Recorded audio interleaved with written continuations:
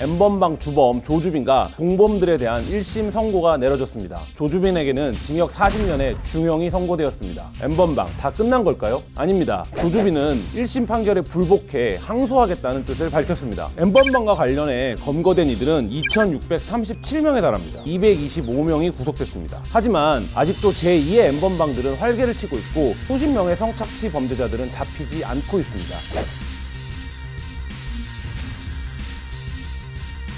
텔레그램 성착취범들은 여전히 생겨나고 사라지고 다시 생겨나기를 반복한다. 텔레그램 성착취 끝장은 이제 시작이다.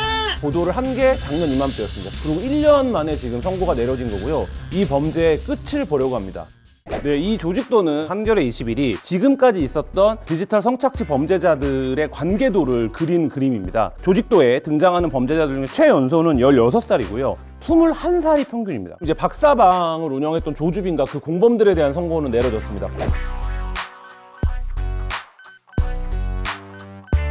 랄로, 도널드 푸틴, 블루99, 오뎅 이런 아이디를 쓰는 공범들은 징역 15년에서 징역 7년까지의 판결이 났습니다. 우리가 이전에 디지털 성착취 범죄에 분노했던 이유 중에 하나가 지극히 너무 진짜 뭐라고 말을 할 수 없을 정도로 낮은 형량 때문이었는데요. 조주빈 이전에 이런 성착취 범죄를 저질렀던 피의자들이 길어봐야 3년 6개월. 대표적으로 웰컴 투 비디오를 운영했던 손정우 씨에게 1년 6개월형이 내려져서 사회적 공분을 산 바가 있는데 이와 비교하면 이제 양형 기준은 굉장히 높아졌다. 이렇게.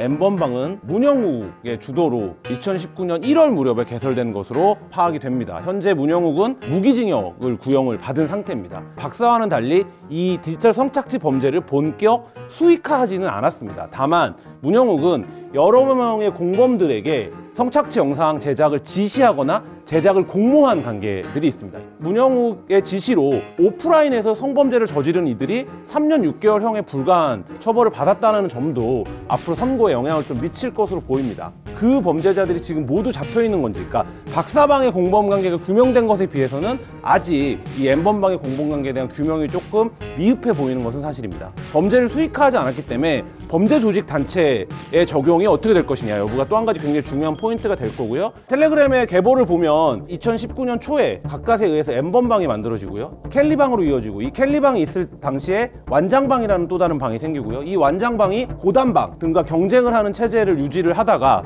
2019년 5월 달에 박사가 등장하면서 이 방들을 모두 평정하는 이런 형태의 범죄 흐름으로 이어졌기 때문에 켈리라든지 또 체스터라든지 또 왓치맨도 갓갓과 박사에 비하면 굉장히 낮은 형량을 지금 선고받은 상태이기 때문에 로리 대장 태범이 운영했던 프로젝트 N방이 있습니다. 이 방은 N번방 플러스 박사방을 하겠다라는 취지로 본인이 개설을 했고 실제로 이 방에서는 조직적인 범죄를 모의를 했습니다. 피해자를 유인할 사람, 피해자를 협박할 사람, 영상을 제작할 사람, 신상을 해킹할 사람 이런 식의 역할 분담을 해서 모든 것을 내가 책임지겠다. 저희가 박사에 대한 취재를 한참 진행할 당시에 굉장히 많은 가입자를 끌어모았던 방인데 지금 이 방의 공범들에 대한 처벌도 아직 남아있는 상황입니다. 그리고 이 방은 가입자의 연령이 더 어린 것으로 추정이 됐었거든요. 이른바 이제 지인 능욕이라고 불리는 딥페이크물이 굉장히 이제 막 제작 의뢰라든지 제작이라든지 이런 것들이 굉장히 많이 모의가 됐었는데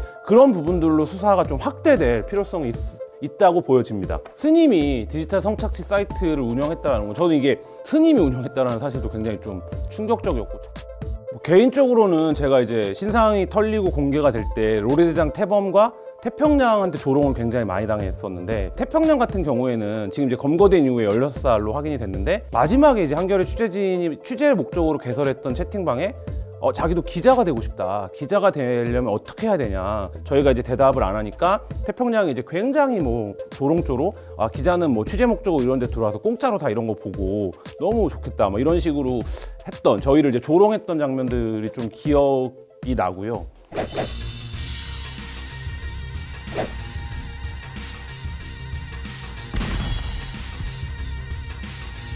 범죄를 억제하는 수사는 두 가지로 구별이 됩니다. 하나는 엄벌성이고요. 확실성입니다. 이번에 조주빈에게 형량이 내려진 것처럼 그 범죄가 발각되고 체포될 경우에 굉장히 강한 처벌을 받게 된다. 이제 막 촛발을 떴을 뿐입니다. 이 이후에 이 형벌의 강도를 유지해가는 수사들이 중요하고, 또 한 가지는 이 범죄에 단순 가담했건 단순 관전했건 이런 사람들 모두를 처벌한다. 이런 각오로 앞으로 수사를 전개해 나가야 이런 범죄를 끊어낼 수 있다. 이런 생각이 듭니다. 지금도 안 잡힌 많은 범죄자들이 있는데요. 박사의 사례에서 봤듯 각각의 사례에서 봤듯 절대 안 잡히는 범죄는 없습니다. 반드시 잡힐 겁니다.